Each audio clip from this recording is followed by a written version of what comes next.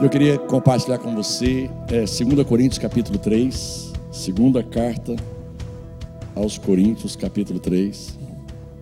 Espero que os meus irmãos não tenham pregado sobre esse texto, mas se tiverem também não tem problema.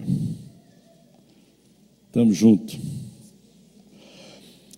Se você for buscar um tema para essa palavra, eu diria que o título seria A Glória Insuperável. A glória insuperável.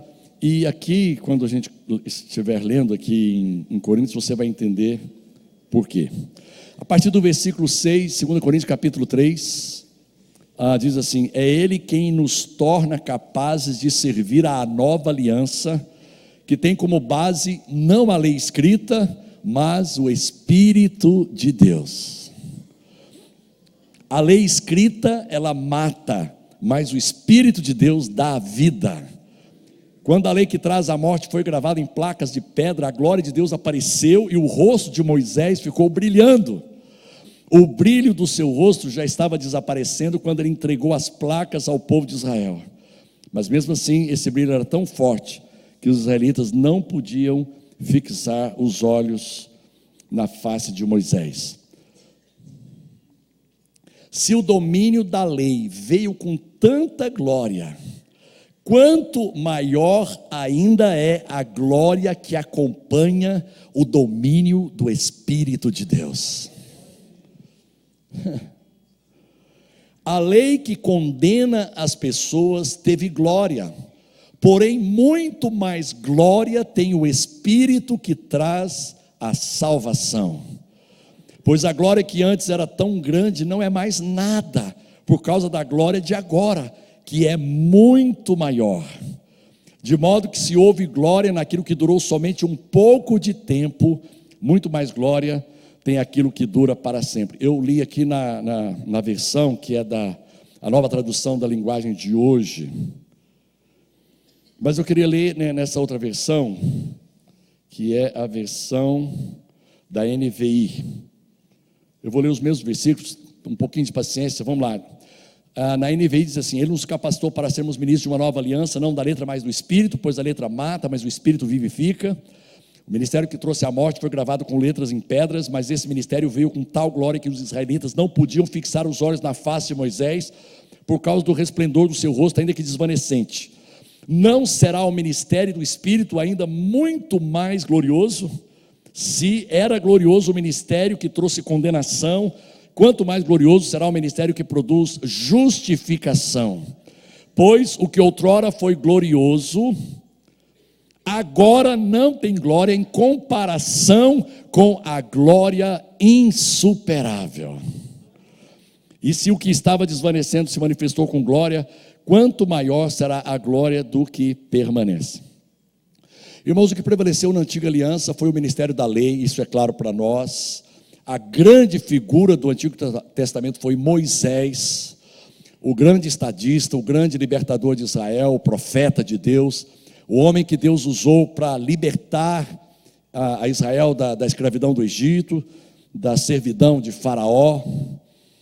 E quando eles estavam no deserto, certo dia o povo chegou para o próprio Moisés e disse: Moisés, nós não queremos ter um relacionamento de perto com Deus. Nós não queremos andar com Deus, porque nós temos medo que Ele nos fulmine.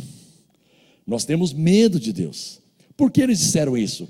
Porque Deus havia se manifestado no Sinai, e ali houve uma manifestação tão poderosa, com trovões, com raios e relâmpagos e tantas maravilhas, que o povo ficou assustado com Deus. Eu preciso dizer para você que o Deus do Antigo Testamento, ele era um pouco assustador aos olhos das pessoas. Mas o Deus do Novo Testamento, o Deus e Pai de nosso Senhor e Salvador Jesus Cristo, Ele não assusta as pessoas, Ele atrai as pessoas, Ele ama as pessoas. O pastor André estava falando aqui que, às vezes, esse movimento que você não entende pode te assustar um pouco.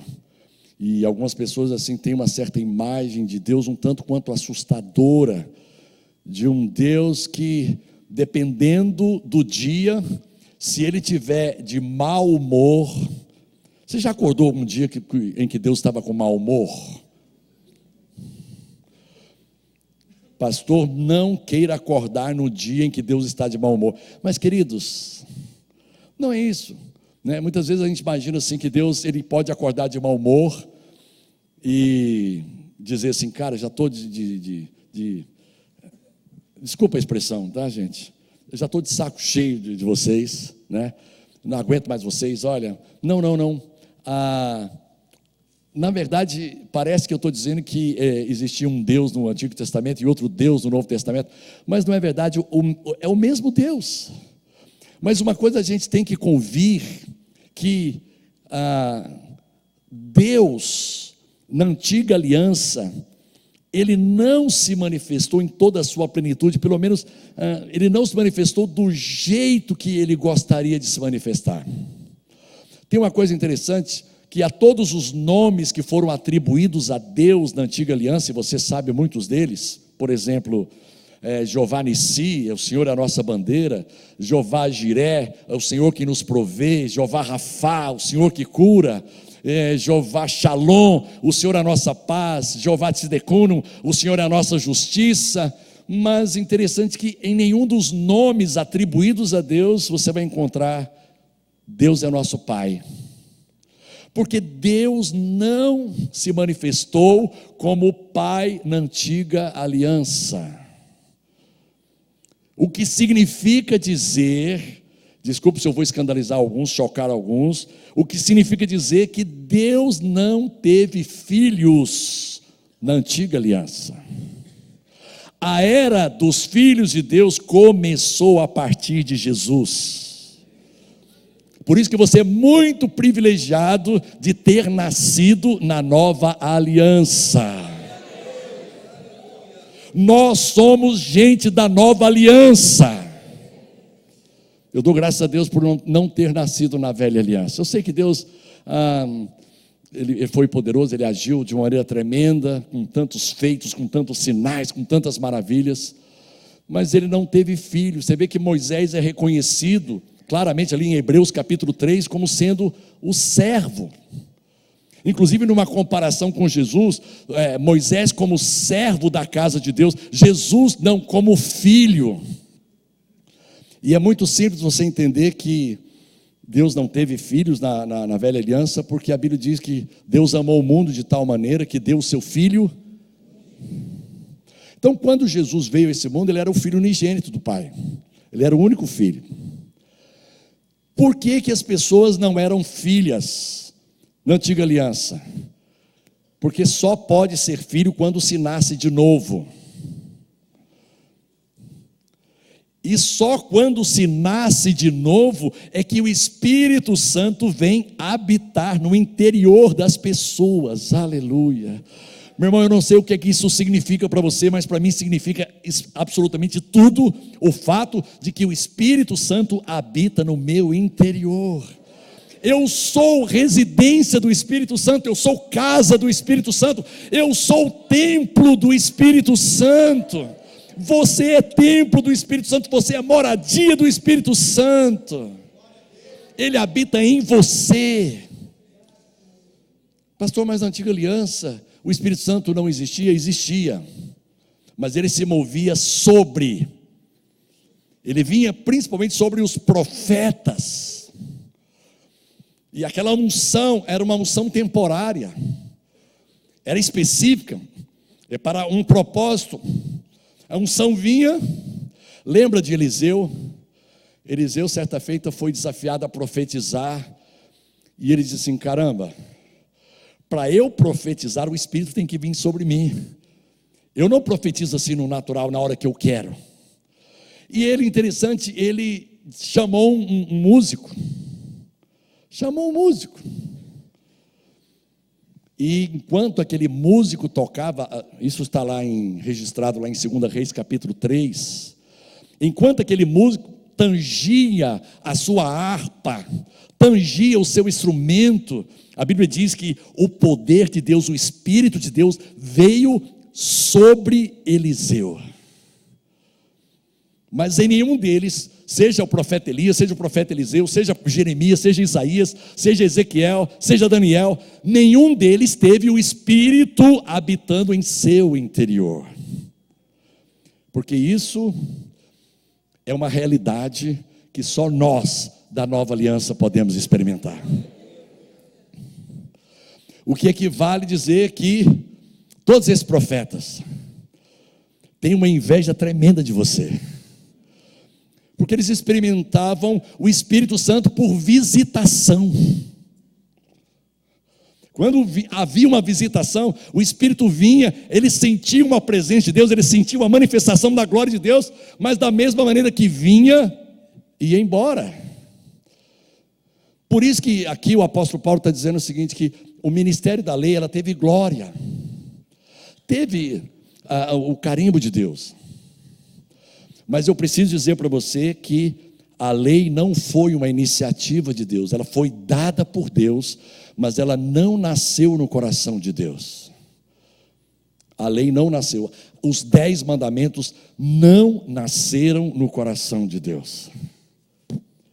Foi porque o povo, irmãos, se você vai acompanhando alguns textos na Bíblia, você vai entender que houve uma época que Deus falou assim, tudo bem, o que vocês quiserem eu faço. Deus derramava maná todo dia, aí o povo falou assim, cara, estamos cansados do maná, queremos carne. Então tá bom, vamos mandar codornizes. Senhor, a gente não quer te ouvir, fala com Moisés, e Moisés fala com a gente. Tá bom, então Deus foi, escreveu os 10 mandamentos, gravou em letras de fogo, foi Deus quem escreveu, mas não foi iniciativa de Deus, ela foi dada por Deus, mas ela não veio de Deus.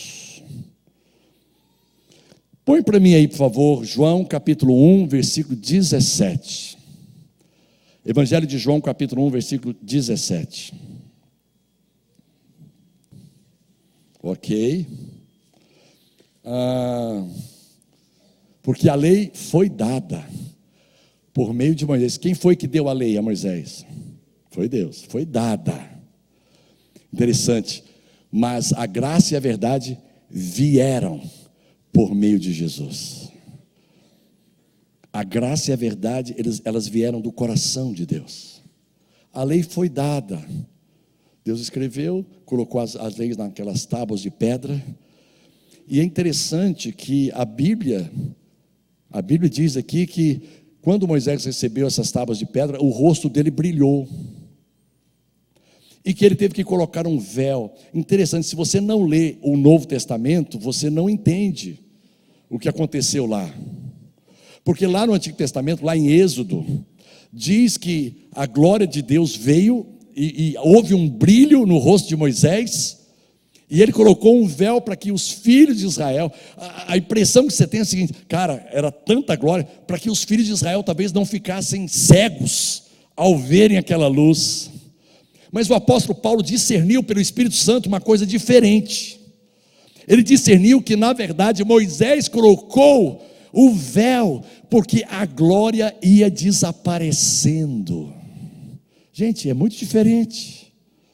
Eu já ouvi músicas dizendo sobre a glória de Deus no rosto de Moisés, a glória no rosto de Moisés brilhava, e de fato brilhava. Mas a glória da lei, ela dura por pouco tempo. A glória do Espírito dura para sempre. Quando você prega a lei, ela tem um resultado, e eu vou dizer até mais, ela tem um resultado mais imediato do que quando você prega a graça, do que quando você prega o Espírito. Mas esse resultado, ele não permanece. Quantos querem que o Espírito Santo gere em você resultados que vão durar para a vida eterna? Esses resultados que parece que num primeiro momento eles resolvem, eles satisfazem, mas depois eles vão acabando. Foi exatamente o que aconteceu com Moisés.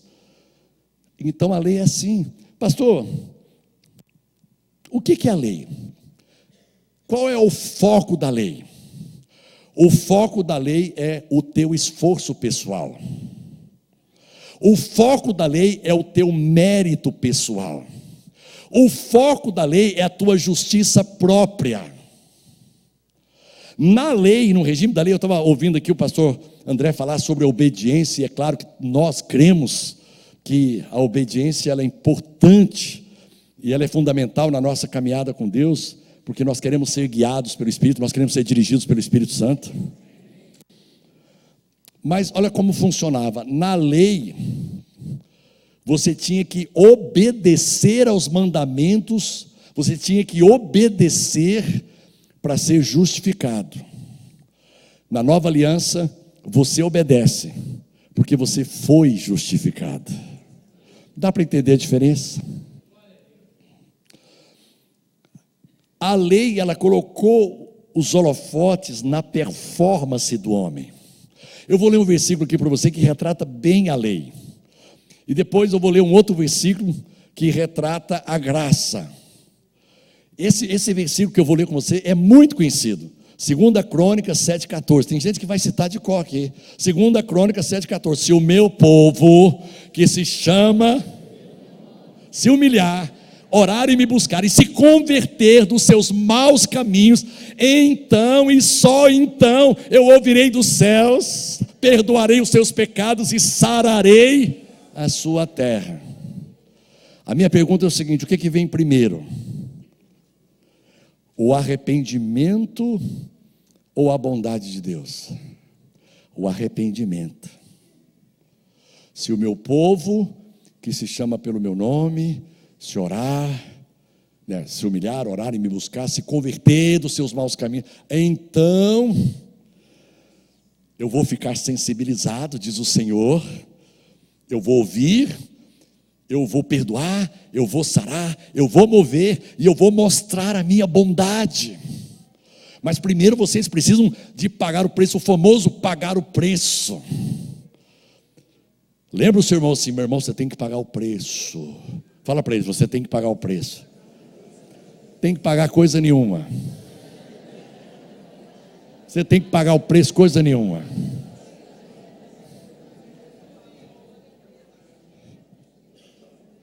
O único preço que você tem que pagar é o de valorizar o preço que Jesus pagou. É o preço da valorização do preço que Ele, Jesus, pagou em favor de cada um de nós. Mas na antiga aliança funcionava assim: você se arrependia, você se humilhava, você andava no caminho da obediência, e aí Deus movia a seu favor, Ele se sensibilizava com a sua performance. Ele dependia da sua performance, do seu desempenho, do seu comportamento, da sua conduta para te abençoar. Isso é velha aliança. Na nova aliança, Ele não depende dos seus méritos para te abençoar. Ele já te abençoou com toda sorte de bênção espiritual em Cristo Jesus. O que equivale a dizer o seguinte: que Deus não precisa da minha bondade para usar de bondade para comigo. Você sendo bom ou não, Ele é bom. A Bíblia diz que Ele é bom, benigno e justo até para com os ingratos, até para com os infiéis ingratos. Agora tem um versículo em Romanos capítulo 2, versículo 4, se puderem colocar aqui. Ou desprezas tu as riquezas da sua benignidade, paciência e longanimidade, ignorando que a bondade de Deus, eu vou usar esse termo, essa palavra, que a bondade, aqui está a benignidade, ignorando que a bondade de Deus te conduz ao arrependimento. Olha só, na antiga aliança, você tinha que mostrar arrependimento para merecer a bondade. Na nova aliança, Deus usa de bondade para com você antes de você se arrepender. Deus não depende do seu arrependimento para usar de bondade para com você. Preste atenção numa coisa. Hoje, 17 é isso? Hoje, 17 de maio, Nós temos ainda mais 14 dias, ou seja, nós temos mais 2 semanas para terminar o mês de maio. Presta atenção só daqui até o final de maio, o quão bondoso o Senhor será com você. Você vai se admirar e vai dizer assim: caramba, mas eu não orei, eu não jejuei, eu nem li a Bíblia todo dia. Eu não estou dizendo isso para você não fazer isso, tá? Por favor, ore. Por favor, busque mais a Deus. Não é mais de ti, mais de ti. Leia a Bíblia. Mas Deus não depende da sua oração, do seu jejum, da sua meditação e leitura da Bíblia para usar de bondade para com você. Agora, provavelmente, aquilo que o pastor André disse aqui, eu queria me conectar a essa palavra profética. Provavelmente, dentro da manifestação da bondade de Deus para com você, Ele vai te desafiar a deixar algumas coisas que fazem mal a você.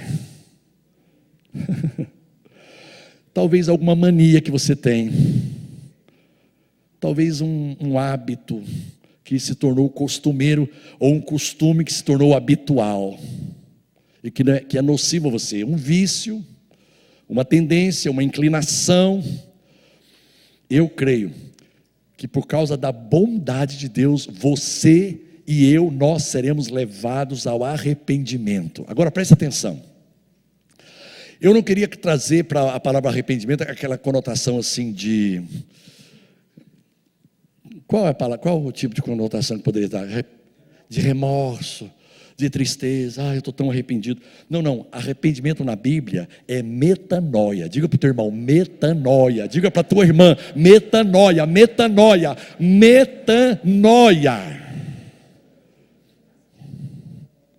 Pastor, metanoia deriva de metanol. Não tem nada a ver. Você está confundindo as coisas. Metanol é um combustível. Metanoia significa mudança de mente, ou seja, mudança na sua maneira de pensar. Aleluia! E o primeiro arrependimento que nós precisamos experimentar na nossa vida é com relação a quem Deus é, a imagem de Deus. Caramba, eu pensava de Deus assim, mas agora eu estou descobrindo que Ele não é nada daquilo que eu estava pensando. Certa feita, Filipe, um dos discípulos de Jesus, meio intrigado com esse negócio de Jesus falar do Pai, Deus, Pai. Ele falou assim: Jesus, mostra-nos o Pai e isso nos basta. Aí ele diz assim: Filipe, há quanto tempo eu estou convosco? E ainda não conhece o Pai? Ainda não conheces o Pai? Quem vê a mim, vê o Pai. Naquele momento, Filipe experimentou arrependimento. Naquele momento, Filipe experimentou metanoia. Naquele momento, Filipe experimentou uma mudança na sua mentalidade. Meu irmão, quantos querem experimentar daqui até o final do ano uma mudança de mentalidade na sua vida? Pelo Espírito Santo, não é pela lei, não é pelo esforço humano, não é pela sua performance espetacular. Irmãos, nós não estamos fazendo aqui apologia ao mau comportamento. O pastor diz que podemos nos comportar mal. Pelo amor de Deus, não diga isso. Não ponha essas palavras na minha boca. É a vontade de Deus que você tenha um comportamento exemplar, mas não é o seu comportamento exemplar que vai fazer a diferença. O que vai fazer a diferença é a sua mentalidade de que a bondade de Deus, ela está acima de todas as coisas. E é inclusive pela bondade de Deus que eu mudo o meu comportamento. O que aconteceu com Filipe? Filipe falou assim: caramba, eu não sabia que Deus era tão bem-humorado. Porque se quem vê Jesus, vê o Pai, caramba, Deus é tão brincalhão. Deus ama as crianças. Caramba, Ele se relaciona com os pecadores. Ele não rejeita os pecadores. Ele não descarta as prostitutas, os roubadores, os ladrões, os corruptos.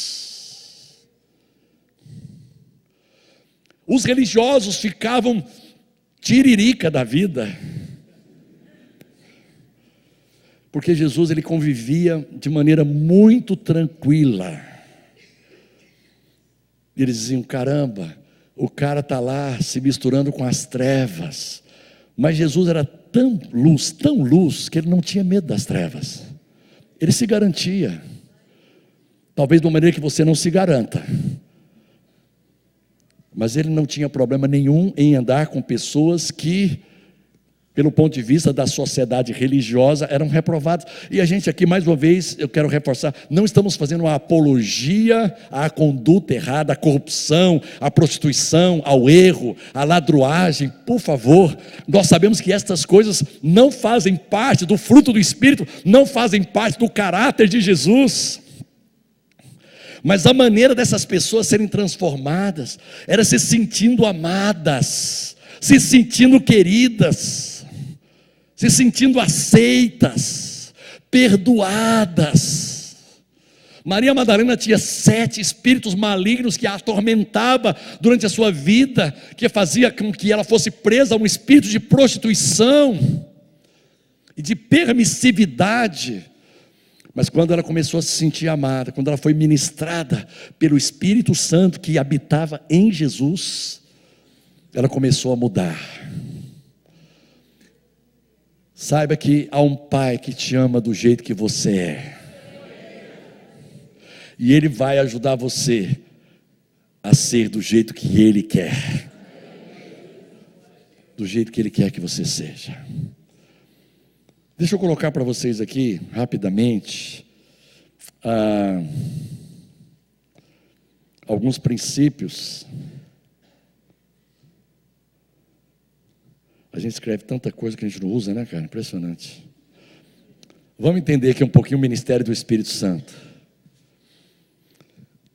Eu preciso que você faça uso disso.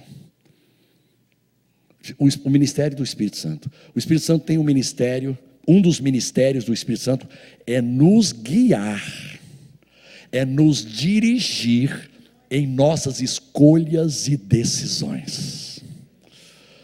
Cara, se você conseguir conectar-se a isso, pastor, é preciso fazer muito esforço, assim, quantos dias de jejum para a gente poder ser dirigido pelo Espírito Santo? Quanto tempo de santificação? Não, você precisa de sensibilidade. Sensibilidade.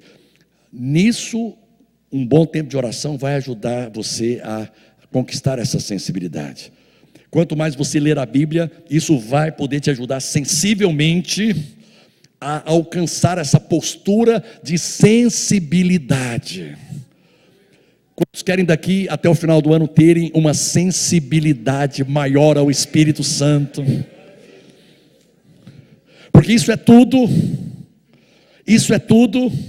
Eu me lembro quando eu estava em Goiânia, amava Goiânia. Alguém conhece Goiânia aqui? Quantos conhecem Goiânia?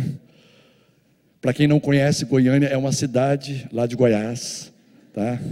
Aliás, a capital do estado de Goiás. Eu não nasci exatamente ali, mas eu fui criado ali. Ali eu aprendi a tocar violão, ali eu me desenvolvi como músico. Ali eu me converti ao Evangelho, ali eu fiz uma faculdade, ali eu me casei, aleluia.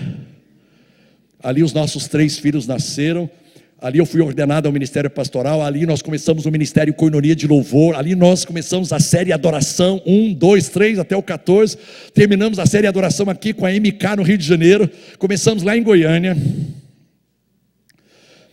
Eu estava lá em Goiânia muito bem, irmãos. Eu tinha um trabalho natural, secular, e ganhava razoavelmente bem. Tinha apartamento, tinha casa, tinha carro. E preciso confessar uma coisa para vocês aqui. O goianiense, quem nasce em Goiânia, é goianiense. Quem nasce em Goiás é goiano, tá? O goianiense não gosta do brasiliense.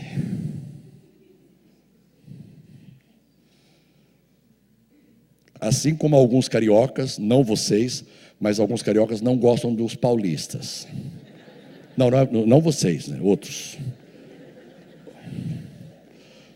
acham os paulistas meio metidos, né? Outros aqui, não tem nada a ver com vocês aqui, são outros. Então, assim, eu não gostava de Brasília. Você vai perguntar, pastor, por quê?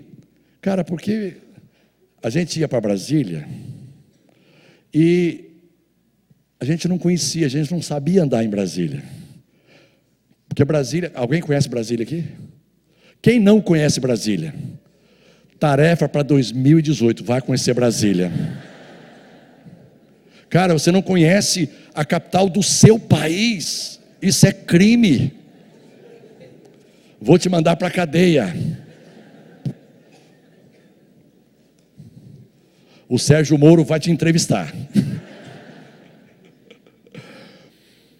Então, assim, o trânsito de Brasília é completamente diferente, o traçado de Brasília é muito diferente. Você não está no Brasil, você está numa cidade que é diferente, completamente diferente. E aí a gente cometia algumas barbeiragens, é verdade. E aí então, quando alguém fazia alguma coisa errada no trânsito, a gente era chamado de, olha aí, fez uma goianada. A gente não gostava disso. Então, eu não tinha nenhuma afeição natural por Brasília. Quero que você entenda isso. Mas começamos uma comunidade em Brasília e que não estava decolando, e o pastor lá estava pedindo uma ajuda para Goiânia. A nossa comunidade maior era em Goiânia, comunidade evangélica. Nós éramos na época umas 2.000 a 3.000 pessoas. E Brasília não passava de 70, já faziam 7 anos. Cara, e ninguém queria ir para Brasília. E eu era um deles, eu não queria ir para Brasília. Mas um dia eu fui a Brasília, olha só para você ver o nível. Brasília é 2 horas de Goiânia, 2 horas de carro. Então a gente ia para Brasília, fazia o que tinha que fazer em Brasília, voltava correndo para dormir em Goiânia, nem que seja 2 horas da manhã. Mas esse dia eu fui numa ordenação de um amigo e não deu para voltar. Nós achamos que seria imprudência, eu fui dormir em Brasília. E ali eu recebi uma direção do Espírito Santo, de sair de Goiânia e mudar para Brasília. É óbvio que eu tive que ter muita sensibilidade no meu espírito, para perceber que era o Espírito Santo. Porque no primeiro momento eu jurava para você que era o diabo.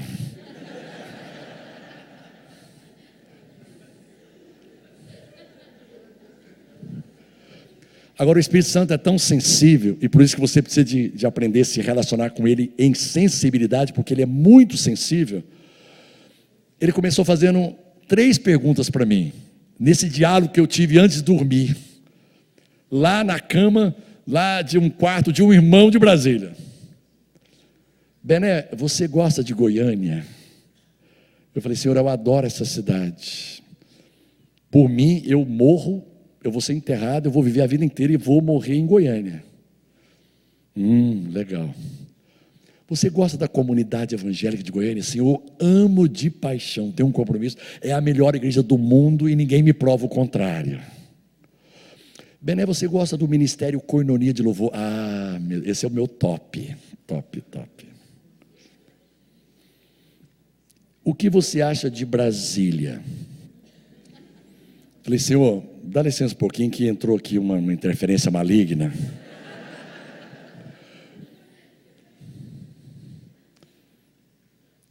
E Deus falou comigo sobre o Brasil. Eu falei, Deus, eu não gosto dessa cidade. Mas se eu disser para você que é a minha vontade que você venha para Brasília. Ai, Deus, não fala isso comigo, não. Eu não gosto. Mas sabe quando o Espírito Santo fala, uma coisa acontece. E esse é um sinal muito poderoso. Esse é um sinal muito poderoso. Você não entende aqui, mas você sente uma paz aqui. E aquela paz invadiu meu coração, ela não pediu licença. Aquela paz não pediu, ela simplesmente invadiu meu coração, ao ponto de eu brigar com ela. Eu falei, o que você está fazendo aí, paz? Não é para você estar aí nesse momento. Cara, uma paz inexplicável. A Bíblia fala sobre uma paz que excede toda a lógica, todo o entendimento. Na minha mente, questionando, não concordando, não querendo, não dando o braço a torcer, mas explodindo de paz no meu interior. E eu quero dizer que isso vai acontecer com você, nas decisões e escolhas que o Espírito vai te levar a fazer, como direção dele para o teu melhor, para que você possa romper limites na sua vida, meu irmão. Com muito cuidado, com muita sabedoria, com muita sensibilidade, o Espírito Santo vai mover para te tirar dessa zona de conforto. Pastor André Rangel, pastor André Nunes, eu estou aqui para dizer que essa igreja vai ser tirada da zona de conforto para uma zona de conforto maior. Porque esse conforto está sendo prejudicial para você. Sabe por que esse conforto está sendo prejudicial para você? Está te acomodando, está te limitando, está inibindo o que Deus tem para a sua vida, está restringindo o que Deus tem para a sua vida. E eu estou aqui esta noite como profeta de Deus, para dizer, Deus vai te levar para lugares mais altos. Não se contente com lugares baixos, porque quando Deus, o Pai, através de Cristo Jesus, olha para você, Ele não te vê como cauda, Ele te vê como cabeça. E eu percebo no meu espírito que muitos estão sendo treinados. Quantos estão fazendo atos aqui? Quantos estão fazendo atos? Vocês estão sendo treinados para serem enviados às nações. A nova vida, família da fé, não vai ficar apenas com Nova Iguaçu. Não desprezando, é a primeira filha. Aleluia, glória a Deus por isso. Quantos podem glorificar a Deus por isso? Por Nova Iguaçu, a unção do Espírito Santo ali naquela cidade. Talvez a cidade, uma das melhores, ou talvez a melhor, Caxias, Nova Iguaçu, da Baixada Fluminense. Uma cidade que tem muita gente que precisa de um evangelho diferente. Não esse evangelho misturado em lei com graça, mas o evangelho da graça do Senhor Jesus, que tira o holofote da performance das pessoas e coloca o holofote na performance de Jesus na cruz do Calvário. Seja sensível para ser guiado pelo Espírito Santo. Posso dizer uma coisa para você? Ele quer te guiar nos detalhes, até na cor do carro que você vai ter, detalhes, até o tipo de roda que o seu carro vai ter, o tipo da casa, sabe, o piso da sua casa. Ah, pastor, mas o Espírito Santo é tão detalhista assim, mais do que você imagina. Até no tipo de cônjuge, que você que é solteiro ou desimpedido, ou sei lá como é que você está, até no tipo de cônjuge. Eu não sei como é que é a sua situação civil. Sabe assim, Deus cuida dos detalhes. Quantos querem continuar sendo guiados pelo Espírito Santo? Esse é o ministério do Espírito, Romanos 8,14, porque todos os que são guiados pelo Espírito de Deus são filhos de Deus. Todos os filhos de Deus, eles ganharam o direito e o privilégio de serem guiados pelo Espírito Santo. Meu irmão, você ganhou o privilégio, Jesus conquistou para você o privilégio de não apenas ter o Espírito dentro de você, mas de ser guiado pelo Espírito que está dentro de você. Seja sensível para ouvir o Espírito, para entender os estímulos do Espírito Santo no seu interior. Seja sensível para entender os estímulos do Espírito Santo. Inclusive, quando você vai orar, de repente vem nomes de pessoas, vem situações.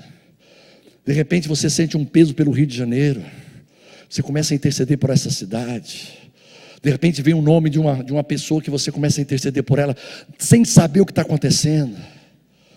Porque o Espírito vai colocando estímulos, e é preciso que a gente esteja conectado a Ele. O segundo ministério do Espírito Santo é distribuir os dons entre os santos, dons espirituais. A Bíblia fala de 9 dons. Fala de línguas, Quantos aqui já são batizados no Espírito Santo e falam em línguas? Quantos aqui ainda não foram batizados? Ainda não evidenciaram o dom de línguas? A Bíblia diz que lá em Pentecostes, no capítulo 2 de Atos, quando o Espírito Santo veio como um vento impetuoso e pousou em línguas de fogo sobre a cabeça daqueles que estavam ali orando no cenáculo, eles passaram a falar em outras línguas, não outros idiomas, mas outras línguas, línguas espirituais. Eu sei que o pastor Jason falou um pouco sobre isso, a questão de você orar na mente e orar no espírito, orar com entendimento e orar no espírito. Posso dizer uma coisa para você? O seu espírito sabe muito mais das coisas de Deus do que a sua mente. Por isso é importante o dom de línguas, porque há momentos em que ele é o último recurso. Você não tem mais o que orar. O seu intelecto já não sabe como, aliás, o seu intelecto não sabe como orar por uma situação. Olha, a melhor maneira de você orar, quando você não sabe pelo que orar, é orar no Espírito, é orar em línguas. Senhor, pediram para eu orar por isso aqui. Uma vez eu entrei no hospital e tinha uma senhora enferma e a gente foi ali para visitar. Cara, eu não tinha oração em português. Eu comecei a orar em línguas por aquela senhora. Orar em línguas. E eu senti uma testificação no meu espírito que Deus iria promovê-la ao reino celestial. E Deus promoveu. Logo ela partiu e descansou nos braços do Pai. Eu não tinha aquela oração de fé para dizer, enfermidade saia. Eu não tinha naquele momento, embora eu soubesse que a vontade de Deus, eu saiba que a vontade de Deus é sempre curar, mas naquele momento, o Espírito Santo me levou a orar. Eu não quero que isso abra uma exceção, é sempre a vontade de Deus curar, mas eu entendi que naquele momento, a fé daquela pessoa, olha só, a avó do André, a Eunice, sua avó, né? Ela dizia para a gente, nós conversávamos com ela, ela dizia, eu não sei porque Jesus ainda não me levou, eu não quero mais viver aqui, eu quero ser promovida, pelo amor de Deus. E ainda foi um tempo, ela estava preparada, ela estava pronta para ir. Irmãos, a morte não é a pior coisa, a morte é uma promoção. Quantos entendem que a morte, não quero que você morra amanhã, pelo amor de Deus, tá? A Bíblia fala que, o apóstolo Paulo diz que para mim, o morrer é lucro e o viver é Cristo. Pastor, quer dizer que o morrer é lucro? Eu prefiro ficar no prejuízo.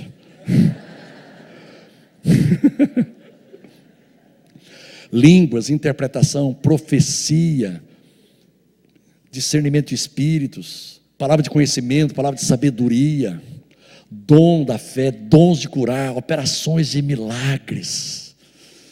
Sabe, isso está acessível a você em Cristo Jesus pelo Espírito Santo. Vá lá em 1 Coríntios, mergulha, ore e diga, Senhor, a tua palavra ela encoraja a buscar os melhores dons, ela me encoraja a buscar os dons espirituais, não para que eu me promova, não para que eu possa me projetar. Não, a Bíblia diz que os dons espirituais são dados uns aos outros para que nós possamos edificar a igreja. Não é para eu dizer, olha irmão, como eu sou espiritual, vou orar em línguas aqui. Você não, você ainda não é espiritual. Eu sou, eu oro em línguas. Não, é para edificação. Como estão entendendo? Amém? Glória a Deus. O Espírito Santo, o ministério do Espírito Santo é produzir em nós o caráter de Cristo. Gálatas 5:22. O fruto do Espírito é amor, alegria, paz, fidelidade, bondade, benignidade, longanimidade, mansidão, domínio próprio. Contra estas coisas não há lei. Fala do caráter. Interessante, esses dois lados do Espírito. O lado do caráter e o lado do carisma. Dons está associado a carisma. E o fruto está associado ao caráter. Quantos querem ser cada vez mais parecidos com Jesus? Ter o caráter de Jesus. Eu quero dizer que Deus já te vê como alguém que tem o caráter de Cristo. Você pode dizer isso comigo? Eu tenho o caráter de Cristo na minha vida. Eu tenho o fruto do Espírito. eu tenho os traços da natureza de Deus dentro de mim. Aleluia. Outra função do Espírito Santo, e a gente está indo já para o final: abrir os nossos olhos espirituais. Espírito de sabedoria e de revelação. Sabe quando você mergulha na palavra e de repente aquilo começa a fazer um efeito diferente pelo Espírito Santo, uma revelação. Você medita e o Espírito Santo abre os seus olhos. E normalmente nesse texto aqui de Efésios 1, 16 a 20, diz assim: não cesse de dar graça por vós, fazendo menção de vós das minhas orações, para que o Deus de nosso Senhor Jesus Cristo, o Pai da glória, vos conceda espírito de sabedoria e de revelação no pleno conhecimento dele. Quantos querem que o Espírito conceda a você nesses dias espírito de sabedoria e de revelação? Diga assim: espírito de sabedoria e de revelação. Vocês me pertencem em nome de Jesus. Eu tenho acesso a vocês em nome de Jesus, para que os meus olhos espirituais sejam abertos, para que o meu entendimento seja iluminado na verdade da palavra. Versículo 18: iluminados os olhos do vosso coração, para saberdes. Você tem que saber 3 coisas na sua vida: quem você é em Cristo, pelo amor de Deus, a sua identidade, a sua natureza, o seu caráter nele. Quem você é em Cristo. Segunda coisa, o que você possui em Cristo. E terceiro, o que você pode em Cristo. Que o Espírito Santo abra os seus olhos a cada dia, os meus olhos, os nossos olhos espirituais sejam continuamente e constantemente iluminados pela revelação da palavra, para que haja uma transformação na nossa mente e nós possamos entender quem nós somos. Eu quero dizer que você é filho. Hoje sou filho, sou herdeiro, sacerdote do Cordeiro. Hoje sou cidadão do reino. Sou teu, rendido estou. Sou propriedade exclusiva do Senhor. Legal. Sou teu, rendido estou, sou propriedade exclusiva do Senhor. Nós podemos aplaudir a Ele por isso.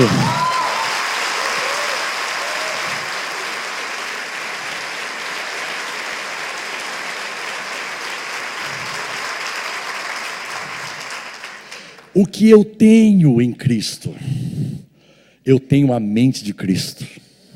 Meu irmão, você declarar isso todos os dias tem um poder que você não imagina. Houve um momento na minha vida, um tempo atrás, em que eu estava debaixo de uma pressão, de muitas vozes, de muitos pensamentos contrários à palavra, e eu comecei a declarar pela fé, aleluia, pela fé que de uma vez por todas foi entregue aos santos. Você já recebeu a sua fé? Porque ela já foi entregue a você que é santo. Eu comecei a declarar: eu tenho a mente de Cristo, eu penso o que Cristo pensa. Eu tenho a mente do Espírito, eu penso o que o Espírito pensa. E eu comecei a ver aqueles pensamentos malignos, soprados pelo inferno, se dissolverem, um por um deles, e a mente de Cristo prevalecendo, porque esse é o meu direito. Eu tenho a mente de Cristo. Eu tenho alegria indizível e cheia de glória na minha vida. Eu tenho paz interior. Eu tenho prosperidade abundante e plena. Eu tenho em Cristo. E o que eu posso nele, todas as coisas posso naquele que me fortalece. Eu posso ser sepultado, ressuscitado e estar assentado em lugares celestiais, reinando. Eu posso reinar em vida com Cristo. E finalmente, o Espírito Santo, o ministério dele é fortalecer o seu homem interior. Vamos terminar aqui em Efésios capítulo 3, verso 17.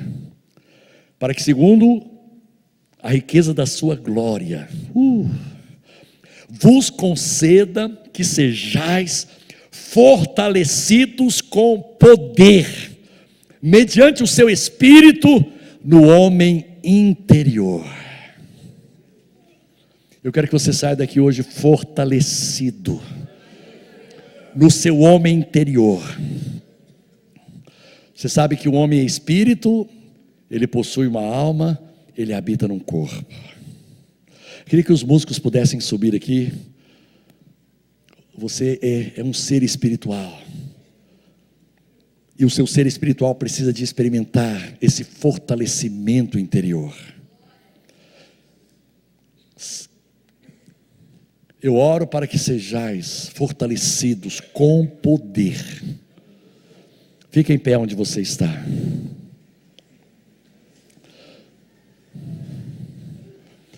Vamos entender aqui os 5 ministérios do Espírito Santo que nós falamos hoje. Primeiro, nos guiar em nossas escolhas e decisões. Quantos aqui vão ter daqui até o final do ano que fazer algumas escolhas e decisões na sua vida? O Espírito Santo não vai te deixar na mão. O Espírito Santo não vai desapontar você.